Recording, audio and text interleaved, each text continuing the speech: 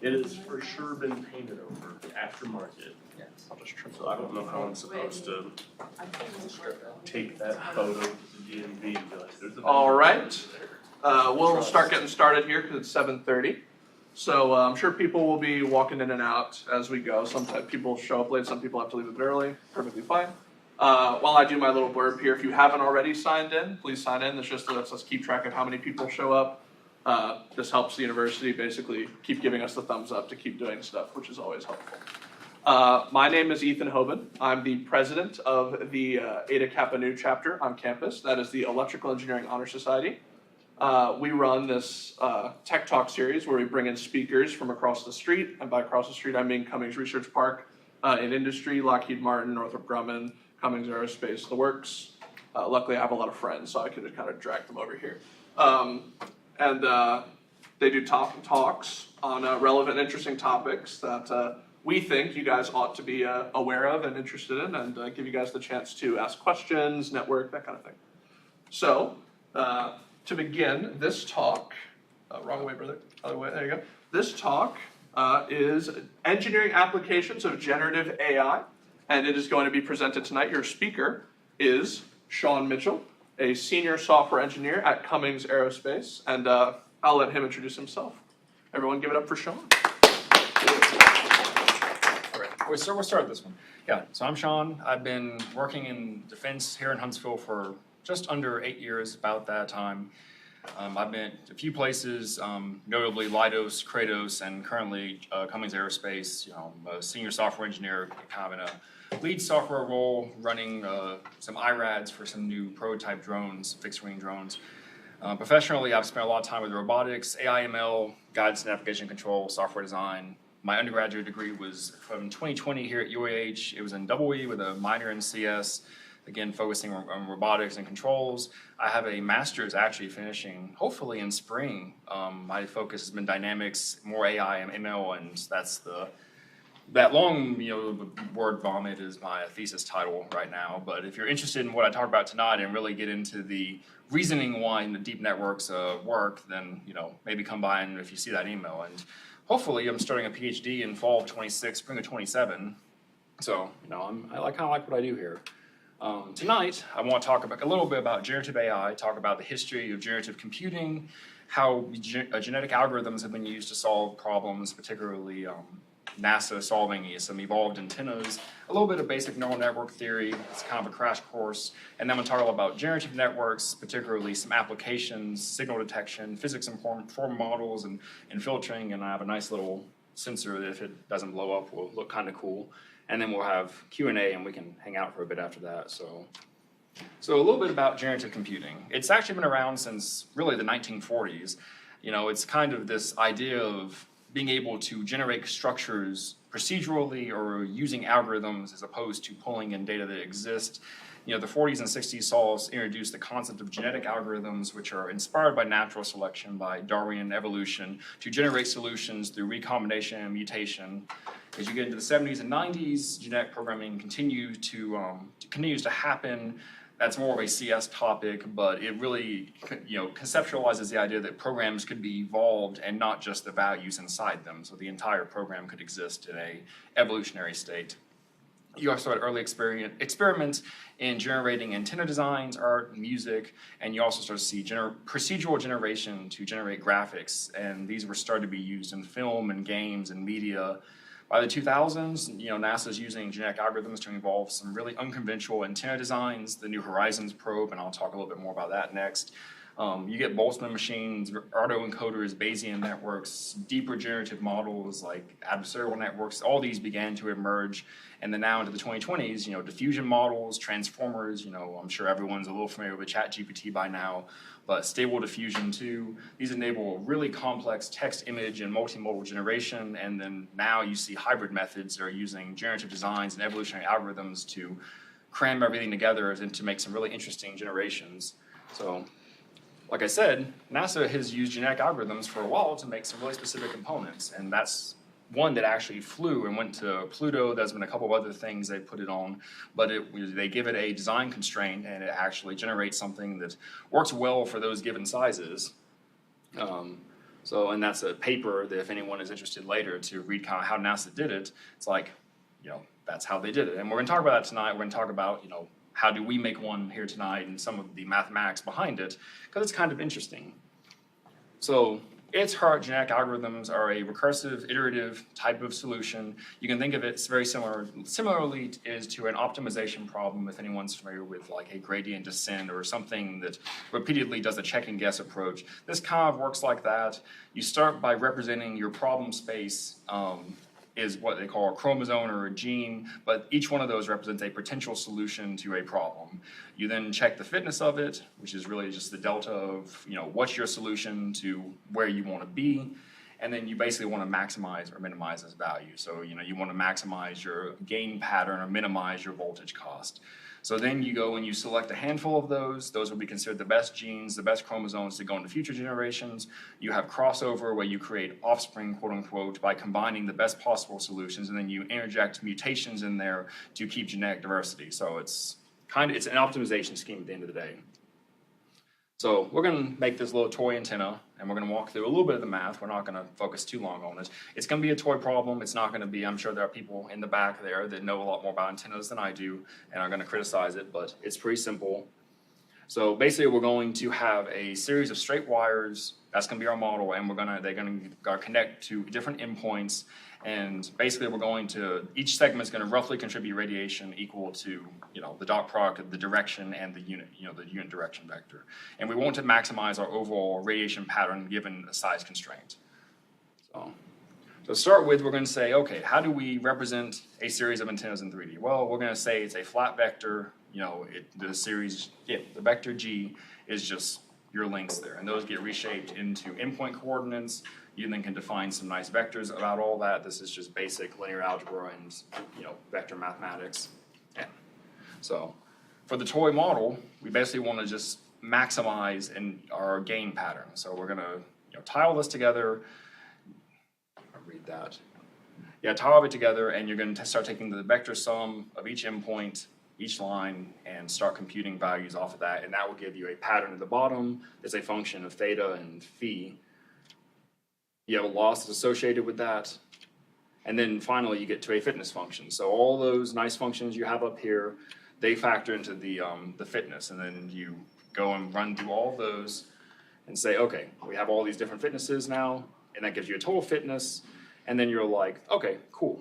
We have a sum of fitnesses, and that decides how good our steps are. If you go back to this there, that's our fitness. And then you go through each iteration, you select the good ones, you cross them over, combine them, mutate them, run back through, and you do that over a number of iterations, which is here. So you can see over iterations, things improve. So your fitness, you want to be higher, that's your best fit, and over a number of generations, they step up every time you go through so many generations. And then you basically get something like this there. So that is what the genetic algorithm says our antenna should look like. And then it has a equilateral cut of the radiation pattern there. So again, very simple toy problem, but it kind of shows the concept of you're trying to optimize values within a space. You can set all these up, put your constraints in there, and do stuff. This is very powerful. I've seen this used, in places where typical machine learning may not always work because it functions much closer to an optimization scheme. So, if you find yourself needing to generate something, but it needs to be very constrained and controlled, this can be a way to find, I think it's from what I remember, it's a lot like gradient descent, where you're guaranteed a solution, but not the best possible solution. So it's kind of a cheat code to get somewhere useful. So, have that. So moving beyond genetic algorithms, we have deep learning. I don't know how many people here are really familiar with this, but the concept of it is the decision boundary, and that's what's on the right side of it, which is just if you have two points in a space, in a plane, you can draw a line between them that demarcates them to two regions, region 1, region 2. And basically to do that, or a way to do that, is to have a neuron, and that's what's on the left, where you have inputs coming in, a thresholding function that basically says when you get above a value, it's 1, below a value, it's 2. It's kind of a coin flip type thing. So if you do that, you can use that, you can draw a slope, you can make a line, that's your decision boundary. And to draw more complex decision boundaries, you need more neurons, and that makes a network deep. And that's what you can kind of see in the bottom there, is those are still decision boundaries, but they're complex shapes now that demarcate multiple regions. So as I said, you need to do complex decision boundaries, you need more layers, you need more neurons, they have to feed into each other, and that leads us to the multilayer perceptron. This is the core neuron concept. This came out of the late 1940s, early 1950s. We just couldn't verify it mathematically and computationally until much later because of how many times you have to run something. Computers weren't at that point yet. But this is, most of your deep learning networks, I would really say all of them are based on this in some form there. This is the concept of putting all of your neurons together, linking them up. A model is considered deep if it has many layers. I think technically it's more than 3 layers makes a model deep. The weights and inputs of each of these neurons can be adjusted via iterative training. That's for your forward propagation, back propagation. You put data in, it goes through, comes to an output. You take the difference of where your truth is versus your output, run that back through, that updates the weights and everything inside your network, and that's how your training process actually works. And with the right data, when you do that enough, it learns underlying dynamics and behaviors versus exact problems. So it becomes a generalist, and that leads, you can get into cases where you become too general or too specialized, and that's the art of training these things. So that's kind of your crash course on, where we're going. So generative deep learning takes those concepts there of decision boundaries, where we were classifying 2 points, and uses that to create new data. So tonight we're going to talk about 3 popular families. These, when I say families here, those sub-variants of all of these. But you have the generative adversarial network, GANs, variational autoencoders, which are a subfamily of themselves under autoencoding, and transformer models. And there's many other types that, you have belief networks, Boltzmann machines, diffusion models, many more.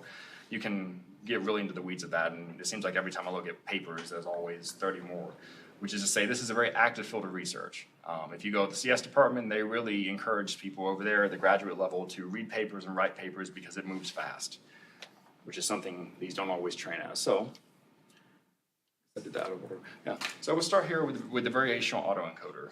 So it's really useful for generating data. That's what it's good at. It's essentially 2 perceptron networks that feed into each other. One of them encodes information coming through to it and gives you a probabilistic analysis, and the other decodes it. So you have data coming in, and it puts it into what's called latent space. Latent space is a statistical sampling of what you just put through the network. That exists because it does what's called dimensional reduction. It means you can store all of the relevant information of your problem in a very tiny space in just a probabilistic and statistical way. And the decoder has to read that, and when it reads that, it's reading the underlying statistics and probabilities inside the latent space and reconstructing from that.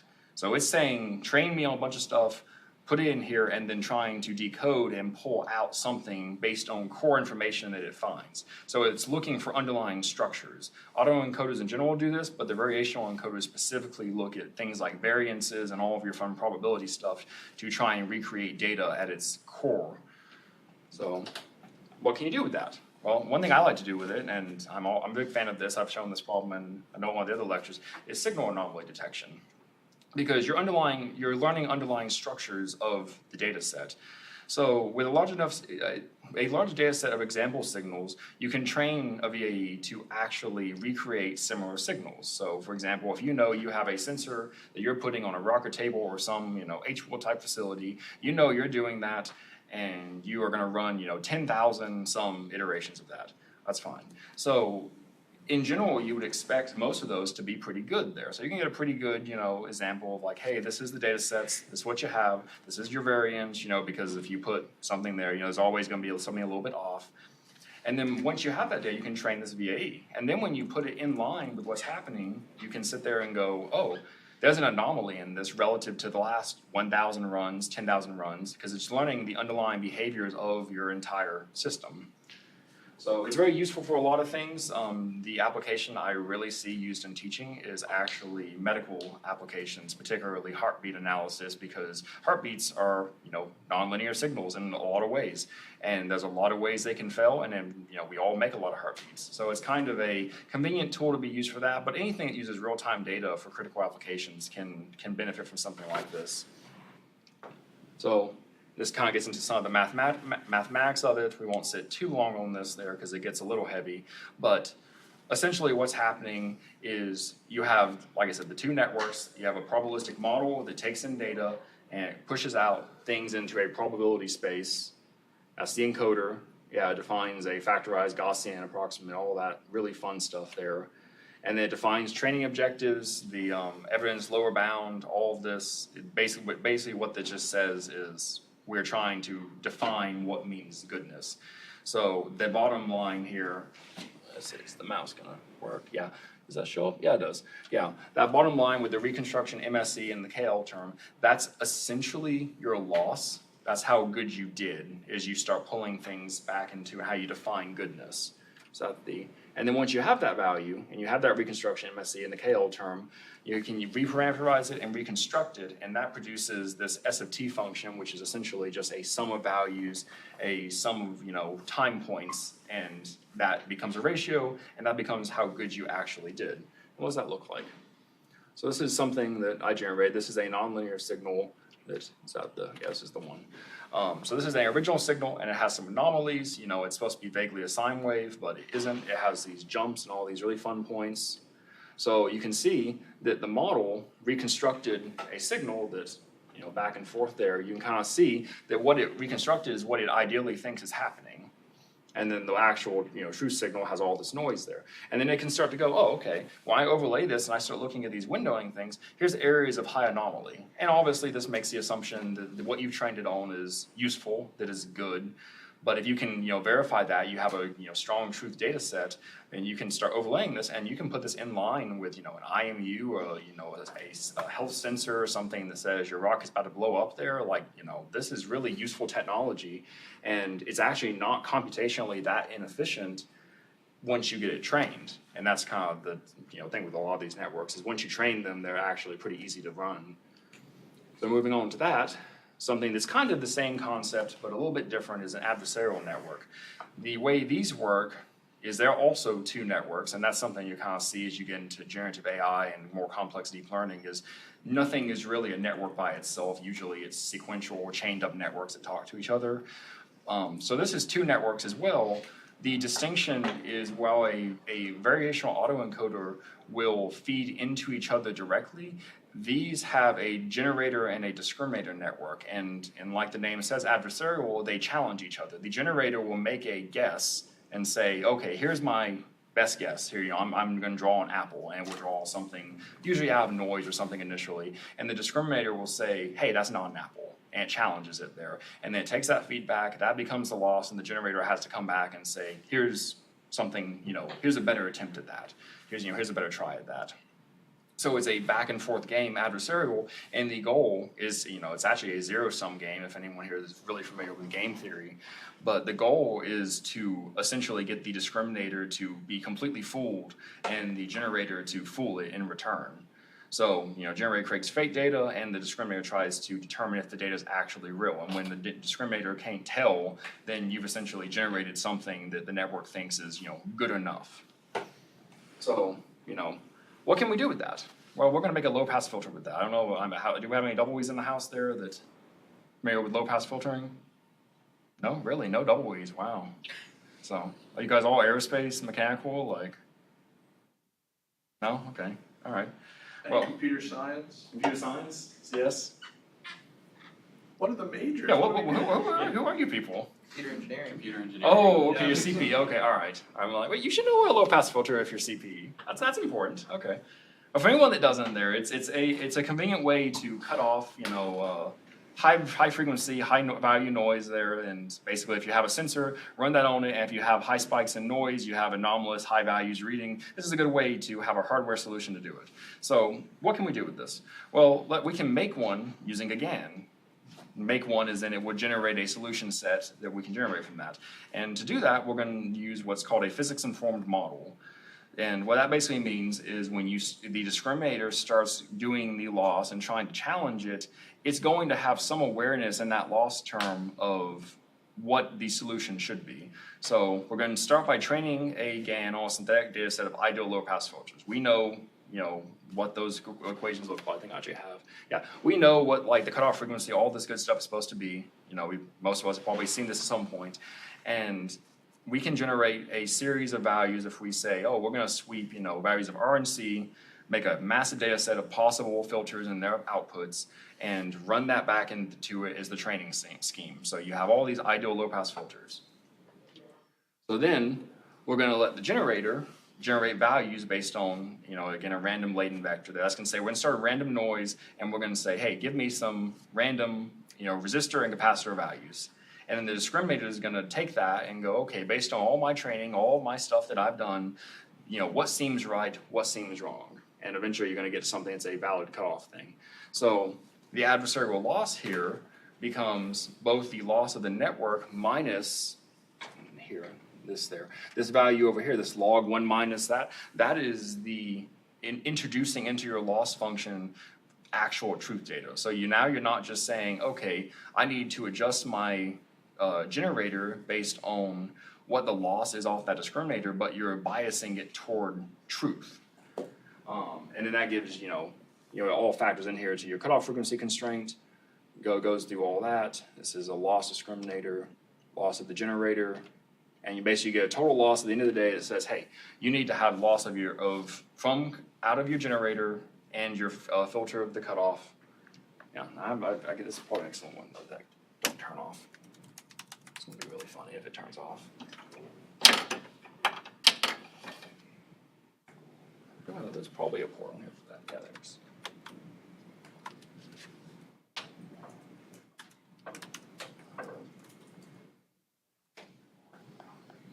That kind of. Let's see, which one is it? Do anything?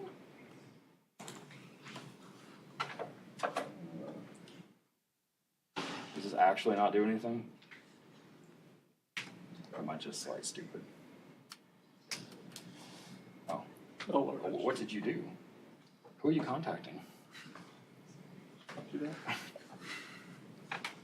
we go. Okay. Hopefully this will. Yeah, so right now this is going to train off this synthetic data set, and we'll pop up with some plots here, ideally. Yeah, look at that. So these are some of the plots you would see if you're plotting some low pass filter. These are real values. This is from the synthetic data set. So it's like, oh, okay, cool, reasonable stuff. It's across a range, and we'll generate all that. And then you can see as we set a cutoff frequency of, I guess this one was 10 hertz there. You can see that it gives you values here, that look pretty reasonable. So you have all your log view, zoom near cutoff, linear log frequency, dB versus log frequency. And we can also check that because we have this one, and this is the fun one. So this is the blue in the back histogram is the real data set for the capacitor and resistor derived from the equations I was showing you. That's just generated values. And then you can see as we've trained, it converges on a subset of values based on the cutoff frequency you actually want. So that one, it was like 10 hertz there. So it gives you can use this to check yourself versus your actual synthetically generated data set and go, okay, yeah, this is, something of interest. And I think, do we go back to this now? Yeah, we do. So, and another one that I thought was kind of interesting, and this one has kind of some nice animation with it, is computing optimal beam thickness. Again, this is physics infused, or physics informed, where we have a beam of length L discretized into points. We have a beam profile, and it has an ideal beam is this thickness profile, et cetera, et cetera. So there's a deflection function. It generates a loss from this. Again, the physics loss is loss coming out of the generator, and it's also including, over here, ideal beam deflection. So again, you're generating a loss, but every time you do that off of the deep networks, you're also including physics models into it. And back and forth.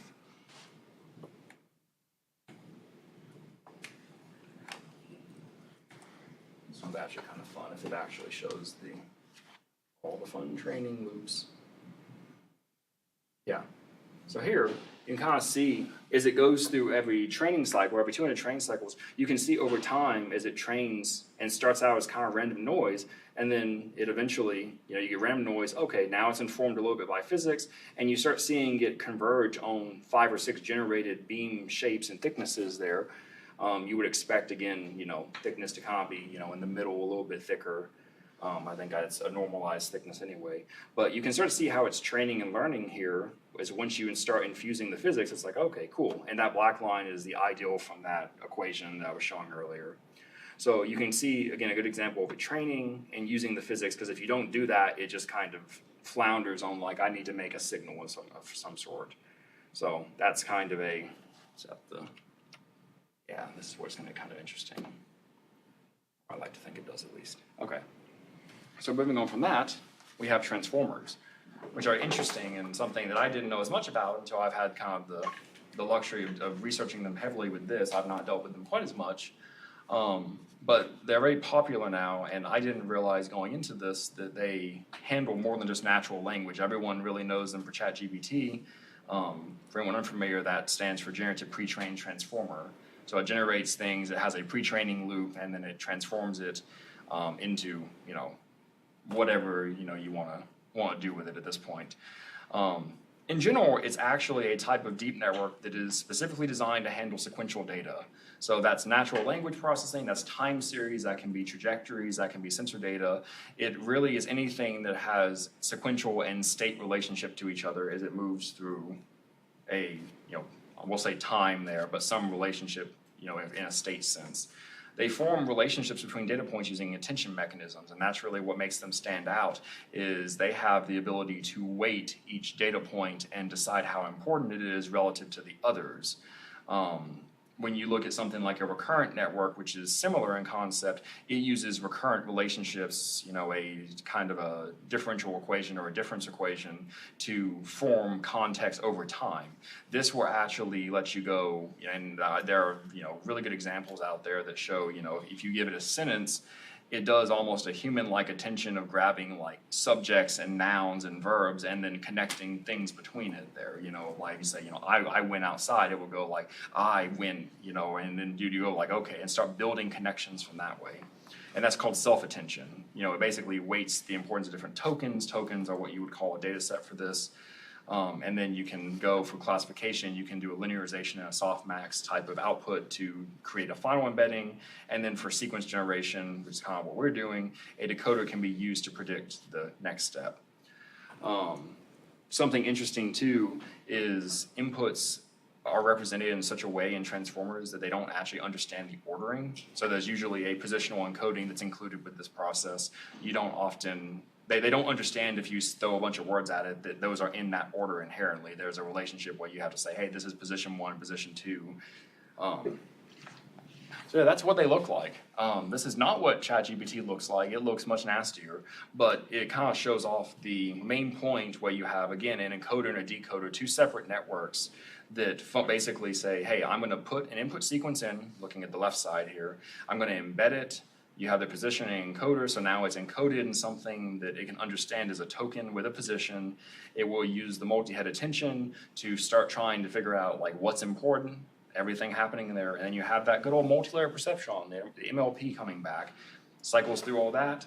That gets put to the decoder side of things, and that, when combined with the target sequence, which is part of the training process, will give you a pipeline that goes forward, and they're essentially the same. So this model is different than a autoencoder and a adversarial network because it's not feeding into each other in kind of a dimensionally reductionist way where one reduces and the other expands. These actually complement and have a feedback loop, and they're not fighting each other the way an adversarial is. These are all complementary activities.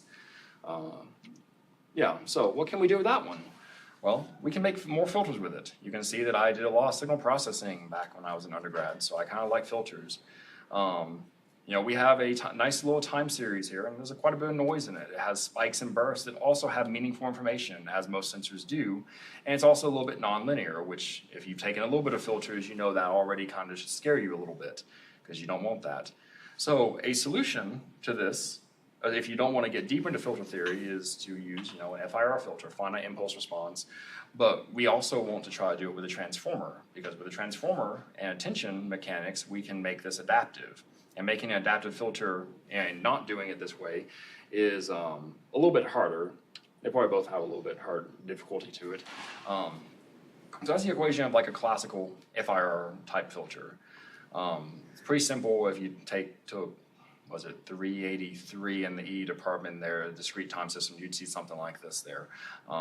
Basically just you have an input, you have an output, and you have fixed filter coefficients, and you're going to take and subtract your current state from your last state. That becomes your filter. So do that. And then you can do adaptive denoising, which is basically just that the filter coefficients are allowed to change based on current signal context. So you have that same equation, but now you have a coefficient in there that can adjust dynamically on time, with respect to time, or with respect to what the signal context is. And this can be trained to minimize MSC and all that. So you can do lots of really fun things with this. So, and then that can be, those filter coefficients can be defined by this, just optimal fixed linear coefficients. So then, how do we do something actually interesting with this? Well, ignoring the activations, we can, put all that in as kind of a input-output type relationship there. So, that mouse disappeared. So you have this step here there where you're taking the attention weights, and this is your query vector, current input embedding, your key vector, pass embeddings there. So it's that same relationship of current minus past, and then you have normalized attention weights there, and basically you get the same type of equation. You can see here, it's the minimum of this error right here. You get the same thing here, minimum of this sum, and this represents transform mapping from the input window to the output. So what does that actually start to look like? This wonderfully noisy plot there shows how a transformer preserves burst impulses that a Butterworth filter smooths away. So gray in the background is what you actually observed from your sensor. Your blue is your ground truth, that's your real signal, that's what you care about.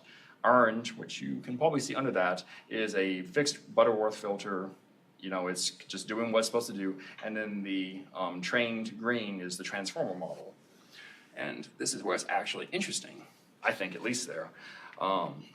So zooming in on the burst, remember the burst and the impulse is what we actually had meaningful information that we cared a little bit about. So you can see in the observed signal, there's a spike there, and it's noisy. But we know from the clean signal, the blue, that's something we actually care a little bit about. But when you run the Butterworth signal, because it does make assumptions about linearity and all that fun stuff, it kind of glosses over that, and the orange just becomes smooth. The transformer model, the green one, because it's adaptive and because it's learning underlying dynamics, is actually trying to catch up and mimic and follow those bursts. And yeah, this will be the one. We'll see if this one actually works. It worked the other day. And by the other day, I mean last week.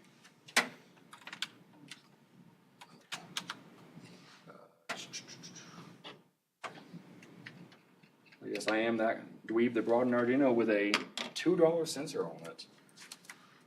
That if it actually worked, it's going to be pretty fun.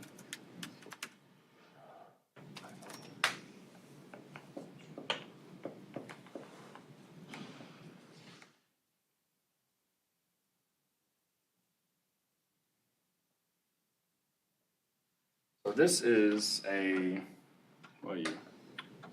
ADXL 337 IMU. So once this starts getting to do its thing here, yeah, there we go. So it is a not good sensor in any meaningful way, very cheap. So there's a sliding window here of it. Yeah, there we go. I think I have it looking on the x-axis. Which one's x here? X is this way. Yeah, there we go. So this is a very cheap sensor. It's an IMU. It's checking for accelerations. The blue is the raw signal coming off of it with extra noise added, because that would be too fun. The orange is a transformer that I pre-trained already off of just doing sensor characterization. So I sat there and said, okay, I'm going to sample for 2 minutes, rotate this around, leave it flat, let the transformer kind of learn parts of, what does this sensor do when it's at rest, when it's in motion, all that. Loaded it back in, have a serial port reading it, and that is the active transformer filtering a sensor. So this is, again, you should be a little afraid of ChatGPT because yes, it can take your job as a filter engineer. And obviously the blue is exasperated noise and all that there, because I did like triple the noise on it or something, because surprisingly this thing's normally pretty noisy, and when I put it in it was actually not as noisy as I remember it being, so that was kind of a disappointment. But yeah, so that's something you can do with transformers and chatbots there, is that same logic, all that can filter a real-time signal coming off of a sensor.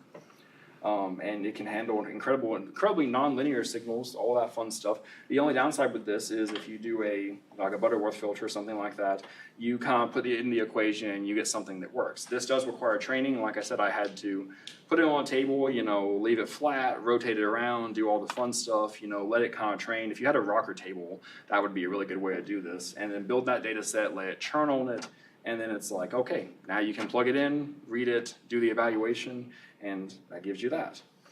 That's kind of a fun little, I was very pleased when I saw that start working. How heavy is that model? What now? The post-trained model, how heavy is that in terms of like program size, execution, power requirements, that kind of stuff? The model that I saved is 1.1 megabytes. So it's not that big. I mean, let's see if I actually have the code up where I can. Yes, model size 32. Yeah, so it's not a big network at all. It's pretty small. But again, that's kind of the interesting thing is you can combine, these more complex networks, and everyone thinks about deep learning with like, hey, I don't have a 4090 Ti graphics card, right? Well, you don't need one, and if you do it right, you do it on something simple, hook it up, and boom. I mean, this is an ML type product. It's not running on the Arduino. If it was, it would be on fire. For one really great second, it would be dead. Some appendices stuff. Where do you go to actually learn more about this? That website is actually really great, and it talks about all the things that I've talked about here. It talks about GANs, talks about transformers, all that. Really great. It has good examples. It has problems. Highly recommended. Book-wise, this one. The reason you care about this one is this good fellow. He's the one that made the adversarial network. He drew it on the back of a napkin in a bar one night. It's the story it goes there. But this is literally the guy who made the networks I was showing you tonight. He's a research scientist at OpenAI. The other guy is a professor at University of Montreal. I think Elon Musk is on the back of this as a review, which, take that as you will. Artificial Intelligence and Modern Approach. I have that book. I didn't bring it because it's pretty big, but it's actually a really good book too. Both these books don't necessarily talk about here's how you do a GAN or a VAE or a transformer. They talk about some of the mathematics and the underlying understanding of what's happening with things like propagation and training and generation. If for whatever reason you don't know how to program, you really do need to do that to do some of this there. Since I guess everyone here is CPE, I assume C++ and Python are your friend by now, especially C++ and C. If you don't know Torch, Keras, TensorFlow, those are libraries that do a lot of this for you. Especially Torch can hook into CUDA and some of the things that hit the graphics card, and that's the ideal way to do some of these. You don't want to be training on your CPU. Another thing you should probably keep in mind, if you do this by hand, do it with linear algebra. Don't do it with for loops. That was a lesson that a professor taught me of just don't do that. You'll save days. Some courses you might care about, actually. For anyone undergraduate there's a CS 430 that's kind of an AI ML overview. I've heard it's kind of interesting. Probability and stats, and if you're E or CPE 385, both those are very important. Pretty much everything in deep learning comes down to statistical inferences, and if you go into classical machine learning, principal component analysis and SVM and Bayesian classification, are again all statistics and probabilities. At the graduate level, I hesitate to say take 629, 630 because grad math is extremely unpleasant and quite difficult. But you do get a lot of good stuff in that when it comes to vectors and differential equations and linear algebra that I have used since then. Apparently there's CP 586, which is machine learning for engineering applications. I've not taken that, but I've been told that it's interesting too. 637 and 640 in the CS department. I took 640 and I hope to take 637 someday. That's a very good deep cut into, we would spend basically 2 lectures on every topic. Yeah. I do know that CP 586 is taught as undergrad or CP 46. 586 is the jump class. The jump class? Okay, cool. Well, yeah, if you can take that, then I definitely would.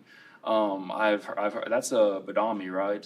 Is that who teaches that? Yeah, I've heard he knows his stuff apparently. There's been some very special topics offered. On the ECE side, I know Dr. Pan has offered some ML type things on top of some of the image processing he does.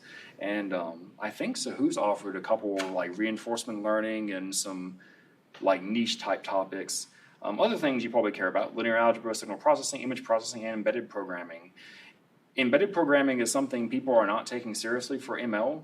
I have seen people start to do ML stuff, especially in my research, stuff associated with dynamics and reservoir computing on FPGAs. So using digital design to implement all of these there, and that's something people are not taking seriously. Again, this is not an incredibly complex piece of embedded code, but it's technically that. If you do anything in mobile robotics or really portable systems, then NVIDIA Jetsons will become your friend, because they're kind of the gold standard of, I want to run something on the GPU, but I don't want it to actually have a GPU. NVIDIA knows this too, because Jetsons are very expensive now. They're several thousand for the high-end models. But you can get a Nano for, I think, $250. So, if you want a little dev box to run that on there, it has, GPIO pins, all sorts of fun stuff. Great if you're doing anything with robotics and mobile stuff. So all those classes I'd highly recommend. It's the cool thing about this is you can apply it to pretty much any field. Like when you looked at like the filter example, the beam thickness example, all of that, you can really apply this to anything. So if you have a course you like, you can probably find a way to tie this into it. Do we have? Yeah. So there's a Q&A section here. That's a dog in my associate generative AI art. I found a dog. So, there's a sign out, and then we'll go back to the dog because I like the dog.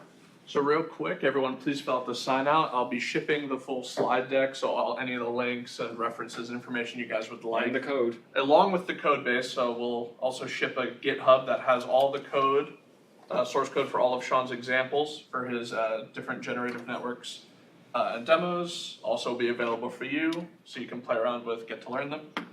Other than that, let's give it up for Sean. Just leave that up, and then everyone feel free to ask questions. Yeah.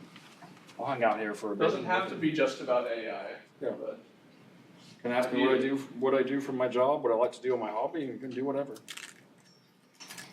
Say hobby as if I only have one hobby, and that's just not true. Too many hobbies.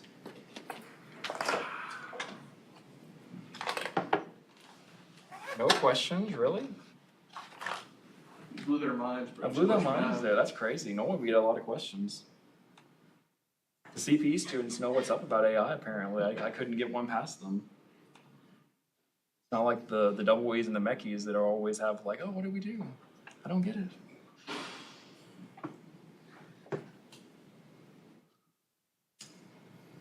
Yeah, what's up?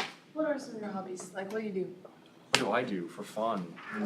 I like making things. I'm a maker at heart. I have a 3D printer I like. I like woodworking. I like, making audio electronics and music. I like working out. I have a nice home gym, so I like my dog. Yeah, about the guitar I made you buy. So, yeah, he made me buy a guitar when I went to Nashville to buy some books there, so it's a nice parts caster there. They didn't even really know what they had. They were just like, it looked like a Telecaster in quotation marks, and had some really interesting pickup combinations there, so it was fun. I like that type of stuff. I'm a double E at heart. I've been programming for 15 some years, so started programming, wanted to make games, and realized I didn't want to work in the game industry because that's a bad choice. So I value my sanity. So I collect too many hobbies there. Is probably the real answer. So I appreciate that question. Thank you. Give them some worldly advice. Some worldly How to advice. survive in the current engineering game. In the current engineering game, the actual piece of advice is when someone asks if you can do something, usually say yes or yeah, I'll give that a try. And that you'll find yourself in a lot of situations of, man, I'm maybe in over my head, but people remember the people who try, and that's it looks good for promotions, but more importantly, it's a great way to build skills. It's a great way to challenge yourself, and like I said, people are just like that. Bosses like that, companies like that, and in the end, every time I've said yes to something that I'm like, I don't know if I can do it, or maybe it's similar, I've always walked away going like, cool, that's a new skill I learned, and I like running skills, so but it's also is a way to find yourself being challenged, and if you don't like being challenged, you know, it's, I like to think that since we're all engineers in this room there, that people kind of appreciate, like, you know, wow, that's kind of hard, and I feel good, you know, getting to solve it. But, you know, not everyone thinks that way, I guess. I think the less correct piece of advice is remember that jobs are, you work for the job and the job doesn't work for you necessarily. No, the other way around. The job needs to benefit you as much as you benefit the job. So just remember that, you know, as you go through your career that, you know, usually you have other options as, you know, take care of yourself, you know, be kind to yourself, all that fun stuff there. You know, if you're getting punched on it by your boss at work there, you know, look elsewhere. So I've been in good jobs, I've been in bad jobs there, and, you know, I tend to try and follow people that I like working with there. That usually makes the employment a lot better, especially if you're in a locker room. So if you've been in a skiff there, I don't know if any of y'all ever worked in a classified environment?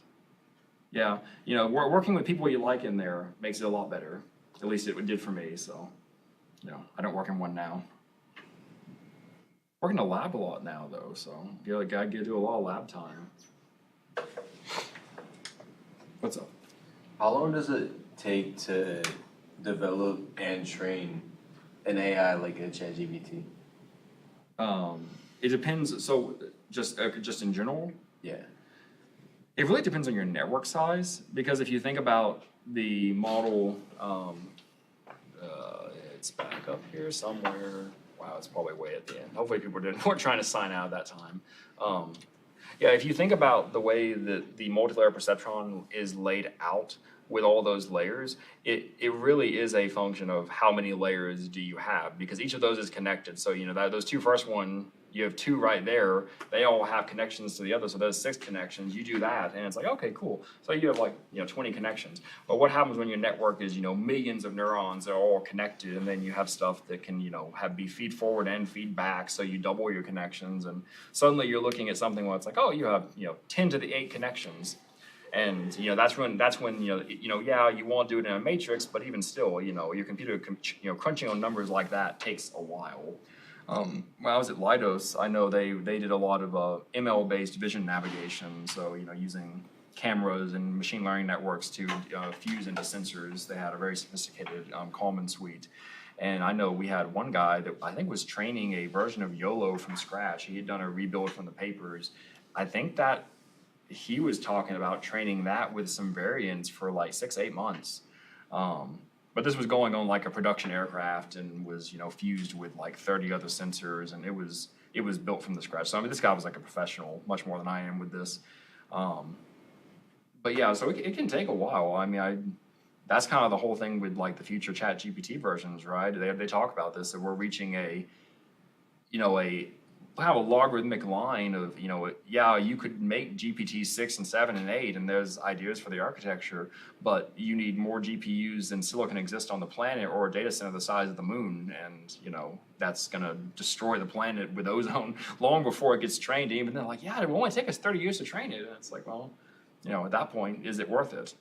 And that's why, you know, I've talked to people about this, that transformers are really cool models, and they're really useful as evidenced by, you know, making the adaptive filter, but they're not necessarily the long-term future for like large language models, because they basically reach a point of being too large. Like, they're good at what they do. I mean, plenty of people here probably tried ChatGPT. I mean, it can be quite good and give you stuff you want to see, or do good for, you know, pulling in lots of complex information that has semantical relationships, but it gets to a point of being too big. You can't keep getting bigger, you know. There's like, you know, I've been playing with the diffusion model, like stable diffusion recently, just trying to see, wow, how does that kind of work? And, you know, it took about 12 seconds before I hit a setting that said, oh, your 10 gig VRAM on your graphics card is no longer enough.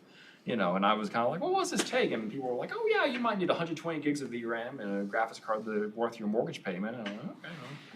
So, you know, it's pretty easy to see, you know, some of this stuff go beyond feasibility, and that's where, you know, the research to do hyper-optimized models or things that build more complex understanding, you see stuff in that with like reservoir computing and spiking networks, you know, things that apply other aspects of mathematics and pull all that in. And that's some of what my research is really focused on, is, you know, applying chaos theory and nonlinear dynamics to machine learning to try and improve performance. You know, what can we eke out pulling something like that in?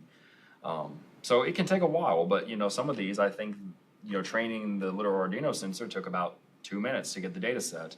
I think there was something else. I think I tried to generate one that was like a trajectory of two objects, like a two-body problem of something orbiting each other, and it was trying to track the trajectory. I think that took a little bit longer to train, and also just had trouble keeping the plot there. So it can take a while, but it can also be easy. Some of it depends on your data set size. If you run like the MNIST data set for handwritten digits, that can be pretty easy, but if you run something 1,000 times bigger, it has to churn on every single entry. So, it depends, I guess, is the short answer.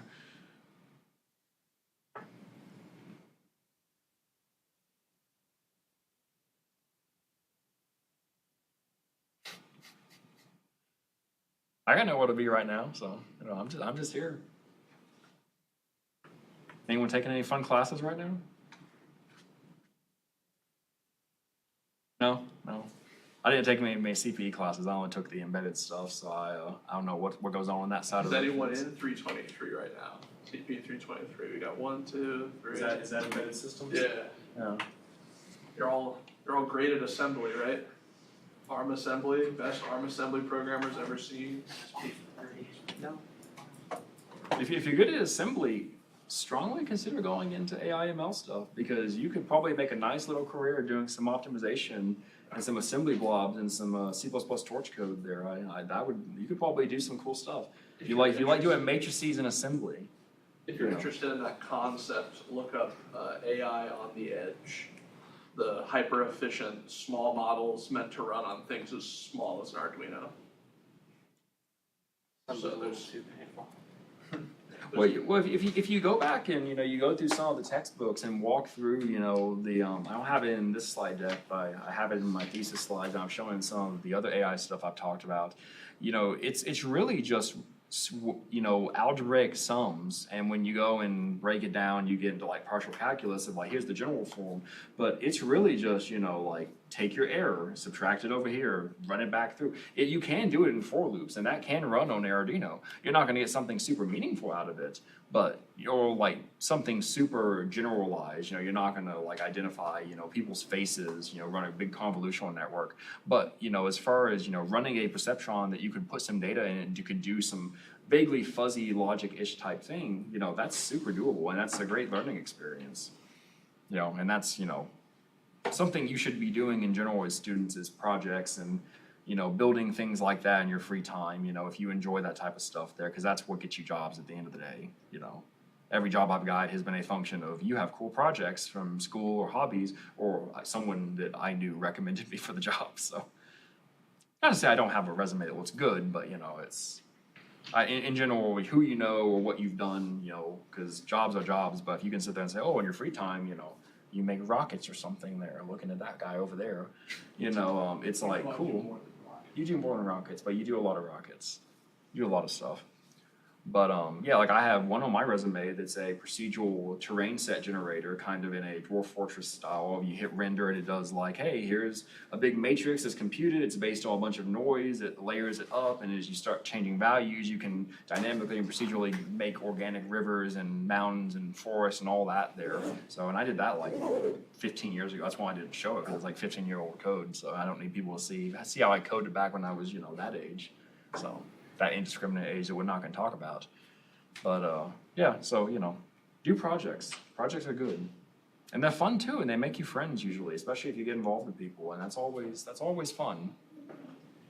At least I'm social enough to think they're fun. There's the dog. Don't look at the dog again. God, I have so many slides. There's the dog. Good old Q&A. one last applause to our speaker. Thank you for all right, so that's the end of the talk. We have another talk coming up, actually next week, funny enough.